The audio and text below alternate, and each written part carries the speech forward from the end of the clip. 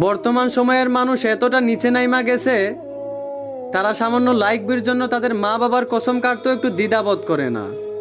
কিছু মানুষ তো আল্লাহর কসমও কাটে। যেই 6 বছরের বাচ্চা মেয়েকে শেখানোর কথা ইসলাম, সেই 6 বছরের বাচ্চা মেয়েকে দিয়ে মানুষ টিকটকে ভিউ অর্জন করে। সাধারণ মানুষকে নিয়ে কি বলবো, এখন তো কিছু হুজুররাও টিকটকে আইসা নষ্টামি করে। যেই বয়সে নারী পর্দায় থাকার কথা, সেই বয়সে নারী বেপর্দায় চলাফেরা করে। আর দেশের মানুষ দর্শন কেন কমে না এইটা নিয়ে বাড়াবাড়ি করে। কথায় আছে, নিজে ভালো তো জগৎ ভালো।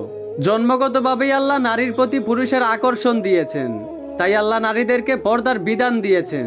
তারপরে যদি নারী পুরুষের সামনে বেপর্দায় চলাফেরা করে, আর আপনারা আইন দিবেন ইপটিজিং করলে 6 মাস 1 বছরের জেল হবে। ঘরে বিড়াল থাকতেও যদি আপনি শুটকিটাকে সেইফে না রেখা বিড়ালের সামনেই রাখেন, আবার বিড়ালকে ওয়ার্নিং দেন শুটকি খেলে তোমাকে 10টা বেদ দেওয়া হবে, তাহলে বিড়াল বলবে তোমার এই ফালতু আইন আমার ঠেঙ্গেও মানে না। ঠিক তেমনি দেশে পুরুষ থাকতেও যদি নারী পর্দায় না থাইকা বেপর্দায় চলাফেরা করে, আর আপনারা আইন দিবেন ইপটিজিং করলে 6 মাস 1 বছরের জেল হবে, তাহলে আপনাদের আইনও দেশের মানুষ ফালতু মনে করবে।